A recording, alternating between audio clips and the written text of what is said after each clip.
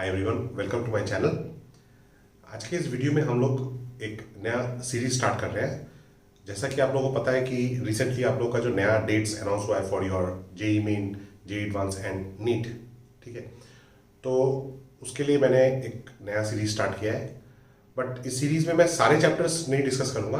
I will be discussing all the important chapters और this will cover both JEE NEET as well as students who are preparing for state entrance like Assam CE।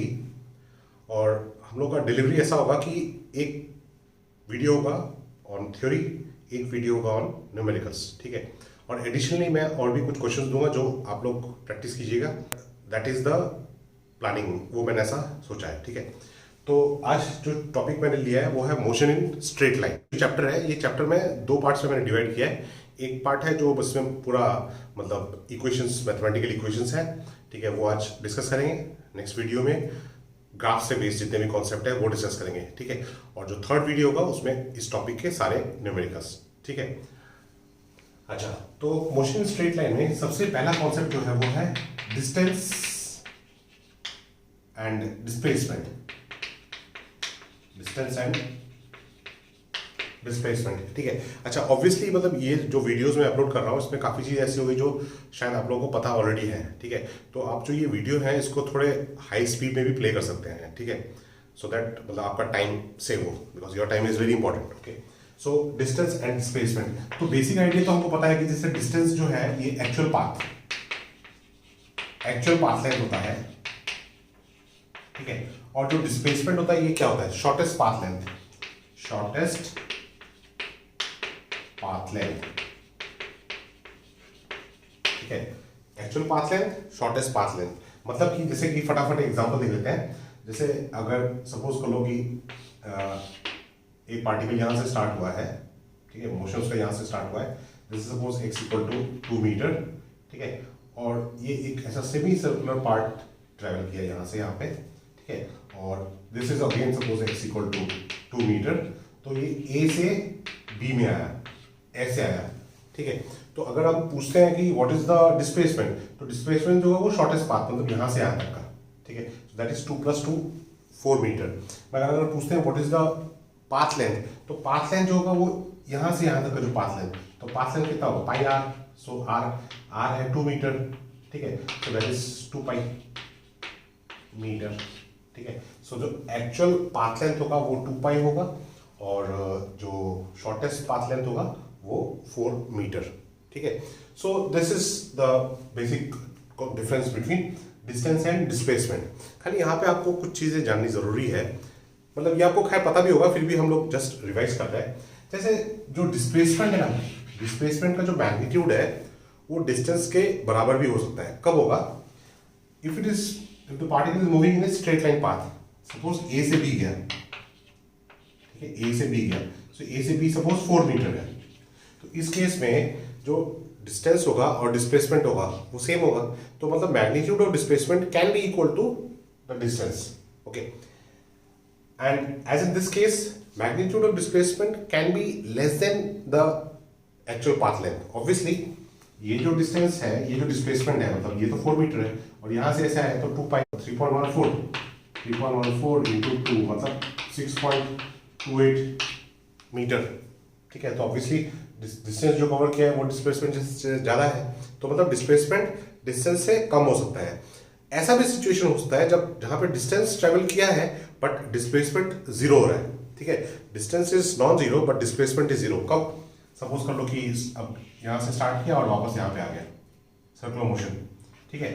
तो इस case में क्या होगा? Initial position final position same है, तो इस case में डिस्प्लेसमेंट ऑब्वियसली क्या होगा? जीरो होगा। मगर जो डिस्टेंस ट्रैवल किया वो अगर रेडियस आर है तो डिस्टेंस ट्रैवल कितना होगा? ट्वाइस पाई आर, ठीक है। So this are the some of the basic concepts related to distance and displacement, ठीक है। अब आगे बढ़ते हैं। अच्छा, डिस्टेंस के बाद जो नेक्स्ट टर्म है वो है हो गया स्पीड। अब स्पीड जो है वो दो तरह का होता है, यूनिफॉर्म स्पीड और एक हो गया नॉन यूनिफॉर्म स्पीड। तो यूनिफॉर्म स्पीड का मतलब क्या है? यूनिफॉर्म स्पीड का मतलब है कि यहां पे स्पीड कांस्टेंट है, ठीक है, स्पीड इज कांस्टेंट। अच्छा, तो नॉन यूनिफॉर्म स्पीड का मतलब क्या है, स्पीड चेंज हो रहा है, ठीक है। तो स्पीड अगर चेंज हो रहा है तो यहाँ पे हम लोग एक क्वांटिटी डिफाइन करते हैं जिसको बोलते हैं एवरेज स्पीड, ठीक है, एवरेज स्पीड।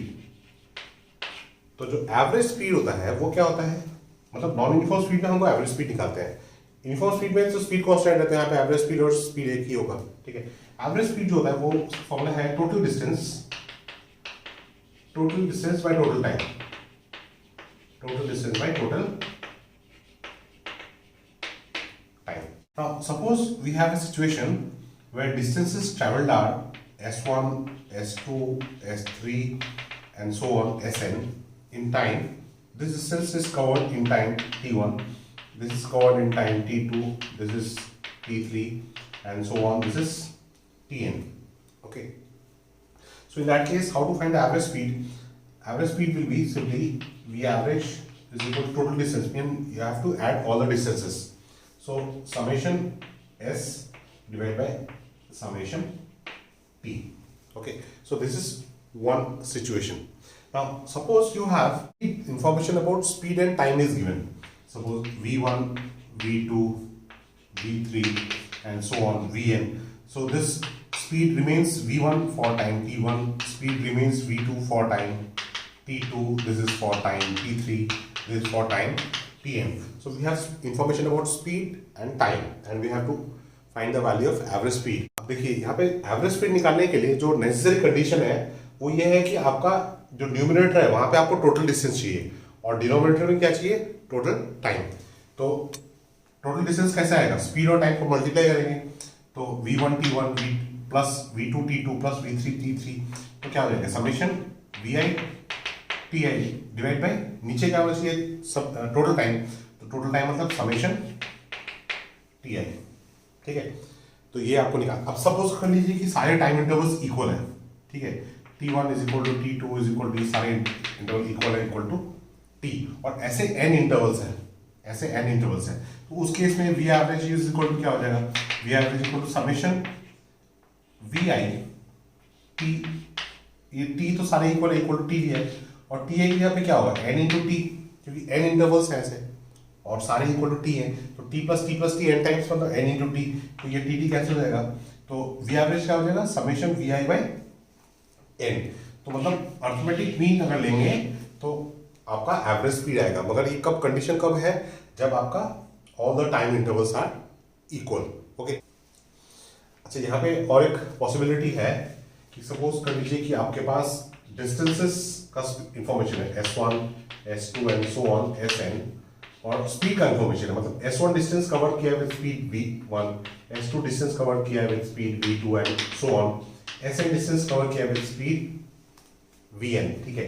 तो इस केस में क्या हो जाएगा, V average is equal to summation Si, total distance divide by total time. अब टाइम कैसे निकलेगा, डिस्टेंस डिवाइड बाय स्पीड करना पड़ेगा, तो समेशन Si बाय Vn, ठीक है। सो ये है अलग अलग तरीके to calculate the average speed. Okay, now let us proceed further. Non uniform speed अगर है तो और एक चीज पूछ सकते हैं, उसको बोलते हैं इंस्टेंटेनियस स्पीड, इंस्टेंटेनियस स्पीड मतलब speed at a particular instant of time, particular instant of time मतलब टाइम इंटरवल जब वो छोटा होगा, मतलब V instantaneous is equal to limit delta t tends to 0 delta s by delta t, मतलब ये time interval छोटा होना चाहिए, तब जो स्पीड मिलेगा that is called instantaneous speed. So this is equal to ds by dt, ठीक है। ये हो गया आपका इंस्टेंटेनियस स्पीड। नेक्स्ट आते हैं, स्पीड चीज देख लिया अभी, नेक्स्ट देखते हैं what is velocity. Okay, now velocity, अब जैसे speed it is a scalar quantity, velocity it is a vector quantity, तो मतलब जो वेलोसिटी का वैल्यू है ये पॉजिटिव वैल्यू हो सकता है, नेगेटिव वैल्यू हो सकता है और जीरो भी हो सकता है, ठीक है। जीरो भी हो सकता है, क्यों, क्योंकि अगर डिस्प्लेसमेंट नहीं हुआ, डिस्प्लेसमेंट इज जीरो, तब तो वेलोसिटी भी जीरो होगा, ठीक है। तो positive value, negative value, zero value. अब पॉजिटिव नेगेटिव किस बेसिस पे बोल रहे हैं, डिपेंडिंग अपॉन डायरेक्शन। क्यों डायरेक्शन के बारे में बोल रहे हैं, क्योंकि velocity is a vector quantity, so it can require positive value, negative value and zero value, ठीक है। अच्छा, दूसरी चीज की है क्या है कि वेलोसिटी और डिस्प्लेसमेंट का डायरेक्शन कभी भी डिफरेंट नहीं हो सकता है, ठीक है। Velocity and displacement always in same direction, displacement always in same direction, ठीक है। जिस डायरेक्शन में वेलोसिटी होगा उसी डायरेक्शन में डिस्प्लेसमेंट भी होगा, जिस डायरेक्शन में डिस्प्लेसमेंट होगा उसी डायरेक्शन में वेलोसिटी भी होगा, ठीक है। अच्छा, नेक्स्ट, वेलोसिटी भी दो तरह के हो सकते हैं। एक हो गया यूनिफॉर्म वेलोसिटी, और एक हो गया नॉन यूनिफॉर्म वेलोसिटी, ठीक है। अब हम कब बोलेंगे कि object is moving with uniform velocity? जब उसका मैग्नीट्यूड और डायरेक्शन दोनों चेंज नहीं हो रहा है, ठीक है। So magnitude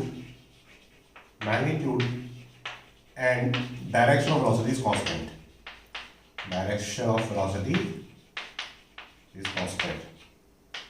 So if magnitude and direction of velocity is not changing with time, then we will say that the object is moving with uniform velocity, ठीक है। नॉन यूनिफॉर्म वेलोसिटी का मतलब क्या है कि इसमें मैग्नीट्यूड चेंज होता है, डायरेक्शन चेंज होता है, किसका? Of velocity. मतलब अगर मैग्नीट्यूड चेंज हो रहा है वेलोसिटी का तब नॉन यूनिफॉर्म वेलोसिटी है, अगर डायरेक्शन चेंज हो रहा है वेलोसिटी का तब भी नॉन यूनिफॉर्म वेलोसिटी है, अगर दोनों चेंज हो रहा है, ठीक है, ये भी कंडीशन है, both magnitude and direction is changing with time, then we will say that the object is moving with non uniform velocity, ठीक है। नॉन यूनिफॉर्म वेलोसिटी में मैग्नीट्यूड भी चेंज हो सकता है, डायरेक्शन चेंज होता है, या दोनों चेंज हो सकता है। यूनिफॉर्म वेलोसिटी अगर है तो मैग्नीट्यूड और डायरेक्शन दोनों ही चेंज नहीं होगा, दोनों ही कांस्टेंट होगा, ठीक है। अच्छा, यहाँ पे एडिशनल और चीज, एक चीज की मैग्नीट्यूड और डायरेक्शन ऑफ वेलोसिटी अगर कांस्टेंट है, मतलब वेलोसिटी कांस्टेंट है, तो वेलोसिटी अगर कांस्टेंट होगा तो what can you say about acceleration? Acceleration will be zero. मतलब यूनिफॉर्म वेलोसिटी में कंडीशन होगा acceleration is zero, acceleration is equal to. अच्छा, अगर नॉन यूनिफॉर्म वेलोसिटी है तो हम लोग डिफाइन करेंगे average velocity,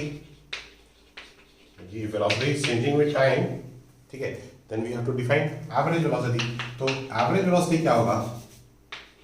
Average velocity, it is a ratio of total displacement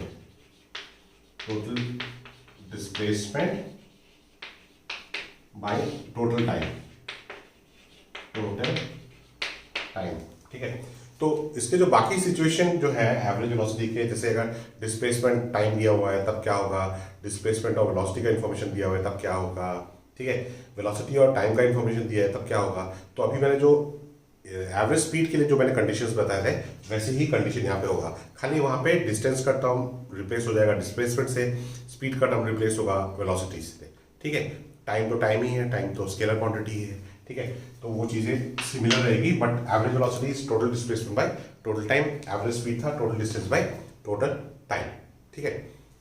अच्छा, यहाँ पे और एक इंफॉर्मेशन जरूरी है कि जैसे कि अगर velocity is changing with time, ठीक है, velocity is changing with time, तो उस केस में जो एवरेज वेलोसिटी निकालेंगे वो कैसे निकालेंगे?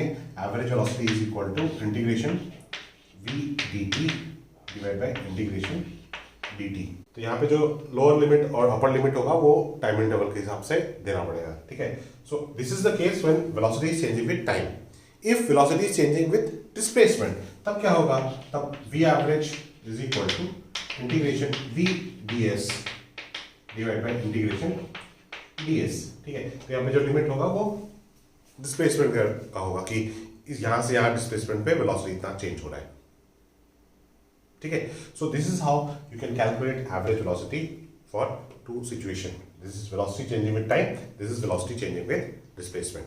अच्छा, नेक्स्ट टॉपिक है इंस्टेंटेनियस वेलोसिटी।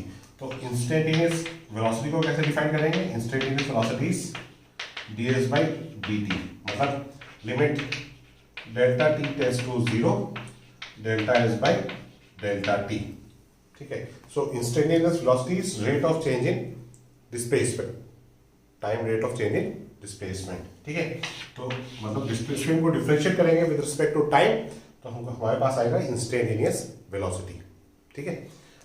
अगेन सेम चीज है, अगर यूनिफॉर्म वेलोसिटी है तो उस केस में एवरेज वेलोसिटी और इंस्टेंटेनियस वेलोसिटी का वैल्यू सेम होगा, ठीक है। यूनिफॉर्म वेलोसिटी में इंस्टेंटेनियस वेलोसिटी और एवरेज वेलोसिटी वैल्यू एक ही होगा। ठीक है, नेक्स्ट टॉपिक है, ये है एक्सेलरेशन। एक्सेलरेशन क्या है? Time rate of change in velocity. ठीक है, तो ए इज इक्वल टू हो गया dv बाई dt। ठीक है, time rate of change in velocity. अच्छा, अब यूनिफॉर्म एक्सेलरेशन अगर है, ठीक है, अगर यहाँ पे यूनिफॉर्म एक्सेलरेशन है तो इसका मतलब क्या है कि जैसे हम लोगों ने बोला कि यूनिफॉर्म वेलोसिटी में वेलोसिटी का मैग्नीट्यूड और डायरेक्शन चेंज नहीं होगा, वैसे ही यूनिफॉर्म एक्सेलरेशन में एक्सेलरेशन का मैग्नीट्यूड और डायरेक्शन दोनों कांस्टेंट होगा। तो मतलब एक्सेलरेशन यहाँ पे कांस्टेंट होगा। ठीक है, नॉन यूनिफॉर्म एक्सेलरेशन का मतलब है कि उसका एक्सेलरेशन का मैग्नीट्यूड चेंज हो सकता है, एक्सेलरेशन का डायरेक्शन चेंज हो सकता है, या फिर both magnitude and direction of acceleration can change. ठीक है, that is non uniform acceleration.